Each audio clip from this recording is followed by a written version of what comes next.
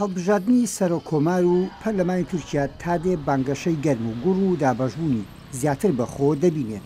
هەڵبژاردنەکەش لە کاتێکدایە کە تورکیا لە سیستمی پەرلەمانی و گواستاوەتەوە بۆ سیستمی سەرۆکاتی. ئەوە وێڕای گیر و گرفتە نێوخۆیەکانی ئەو وڵاتە و ئەو گیر و گرفتە سیاسیانەش کە ناوچەکەی گرتوتەوە. لە ئەمریکاش بە وردیەوە لەو هەڵبژاردنە دەڕوانێت. سیناتۆری ئەمریکی ڕۆجەر وایکر لە وتوێژی دەنگی ئەمریکادا چەسپاندنی دیموکراسیەتیان لە نێو تورکیادا بەلاوە گرنگە بەر لە هەر شتێکی تر.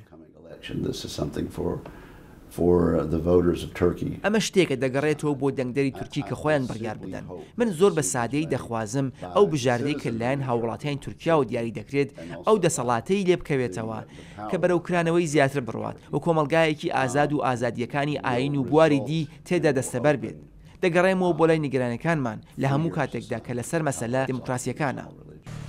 هەڵبژاردنەکان ئۆپۆزیسیۆنێکی توندی هێناوەتە کایەوە. پۆستی سەرۆکۆماریش کە ڕەجەب تەیب ئەردۆغان خوازیارە بەدەستی بێنێتەوە ڕکابەری بۆ دروست بووە.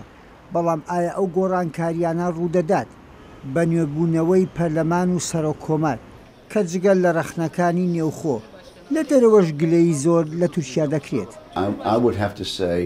من دەمەوێ ئەوە بڵێم نەک لەلایەن ئەمریکاوە بەتەنها بەڵکو لایەن هەندێک لە ئەندامەکانی ناتۆشەوە کە خۆم قسەم لەگەڵ کردوون وەک ئێمە ژمارەیەک نیگەرانیان هەیە سەبارەت بە نەمانی دەسەڵاتی یاسا و نەمانی سەربەخۆیی و سێوەری دادوەری و نەمانی ئازادی ئاین لە تورکیا.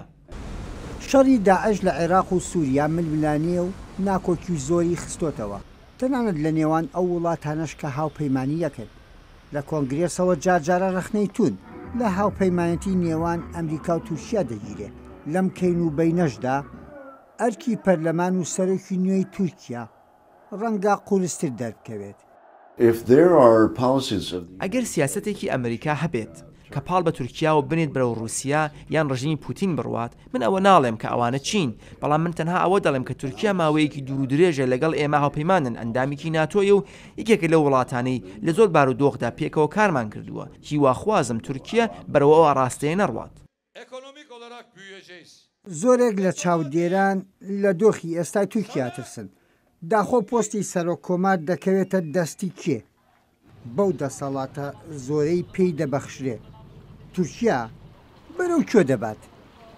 یەحیا بەرزنجی دەنگی ئەمریکا، واشنگتن.